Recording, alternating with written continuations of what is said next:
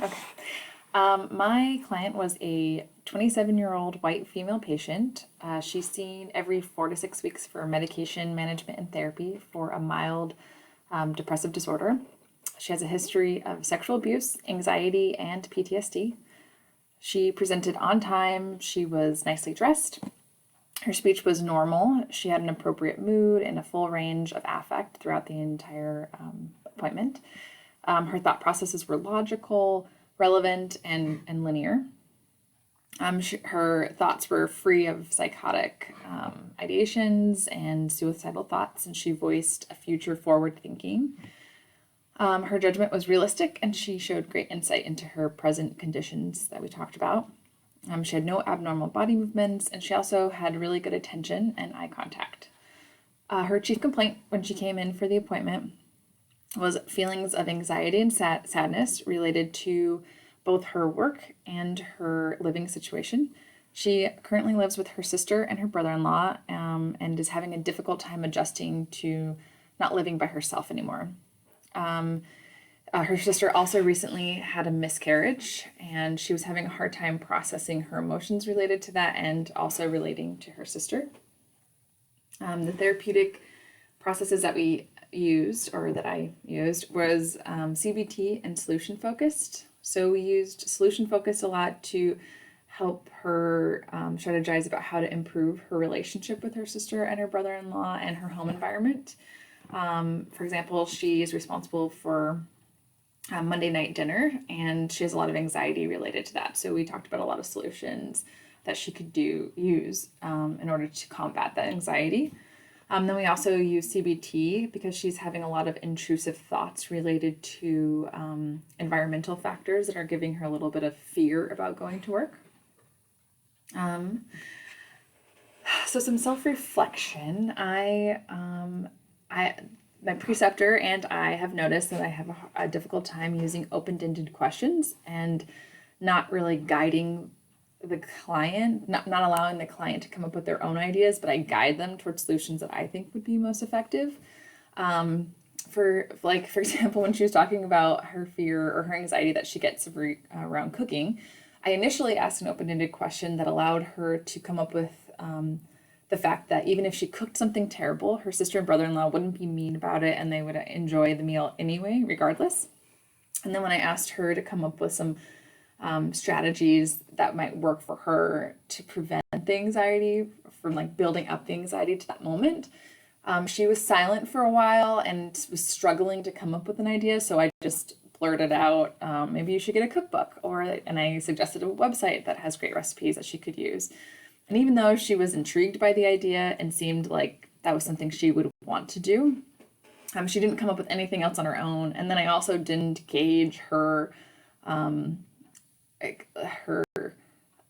likelihood that she would actually use the website or the cookbook on a scale. So her motivation for using that wasn't clear.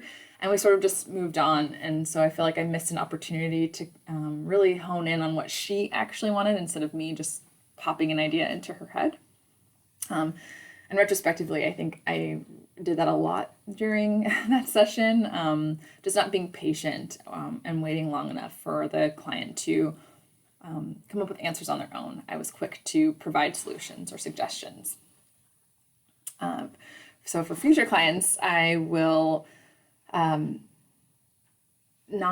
be patient and allow them when I ask a question and just wait. And if they are struggling, that instead of providing a suggestion, I would provide them with another question. And I think that the instinct to solve the problem or to fix it comes from just being a nurse. And also I feel a sense of pride if I'm able to solve a problem, or if I relate to the person's issue that they're having, or if I've experienced it before, then I want to share my personal experience of what's worked for me, because I think it might work for them, which is inappropriate. But one so important strategies that I will use in the future is to remind myself before the session starts and periodically throughout the session that it's not about me, that I'm there to help the person discover themselves and discover what works for them. My preceptor told me to a strategy also is to write out the ORS acronym on my paper, and so that when I feel stuck, or if the client is appearing stuck, that I can look down at that and think, when was the last time I asked an open-ended question, or have I used a reflection in a while, or maybe I need to do a summary to kind of help her, guide her in her thoughts that she's already shown, and make her think deeper about it. One of the things that surprised me about the client was that when she first came in, she had a very flat affect, and she wasn't really talkative. It was kind of hard to get her to open up a little bit. And so my first perception of her was that she was really depressed, or maybe not very insightful, because she didn't seem to really understand her situation. But then after about 10 minutes of just sort of getting to know her, and allowing that beginning part of the session to just be about me introducing myself to her and her getting comfortable with me, she opened up and revealed that her self-awareness, and she shared her coping strategies. She had a great insight into her emotions and her relationships with her family, and just really made me realize the importance of building that rapport, even in that situation where she already had rapport with my preceptor, but she didn't know who I was, and so I had to make her comfortable with me as well.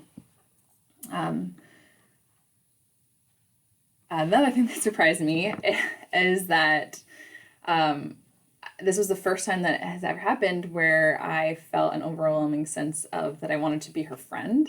And up to this point, I've been able to, like, there's a client and I'm on the provider side, but this was the first time where she was sharing things. She'd be of like activities that she did that I also enjoy, that really related to her in lots of different ways. And so then when she left, I talked to my preceptor about that, and how that happens, that it's natural to feel a connection to somebody, but as long as you maintain that boundary and not cross it, that's okay. But it was just sort of surprising to me that happened, and I wasn't expecting it during these sessions anyway.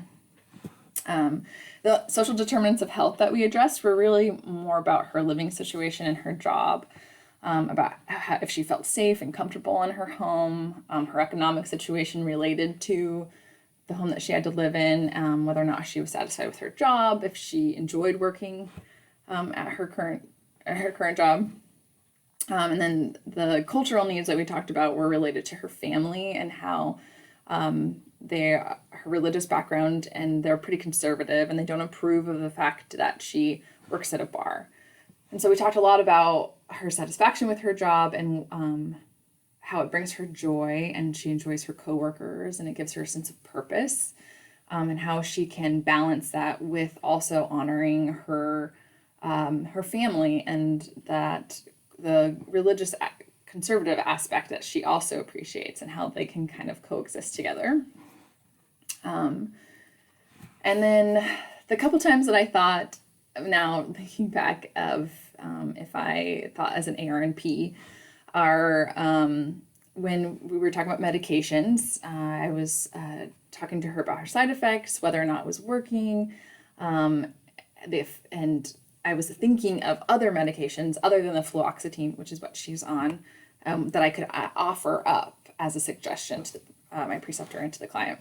And I normally don't think that way as an RN. I'm not trying to change their medications. And then the other aspect that made me kind of step back and be like, oh, I am starting to shift my way of thinking, is that when she came in and I felt like I was assessing her, I was taking into account her emotions, her communication style, her experiences that she was sharing, her thought processes, and I was trying to put them into a category that aligned with diagnoses. So I was trying to figure out what was actually going on with her, instead of just sitting there and having a conversation. So that was my client. I'm really looking forward to listening to everybody else's, and I'm looking forward to the questions you guys have for me.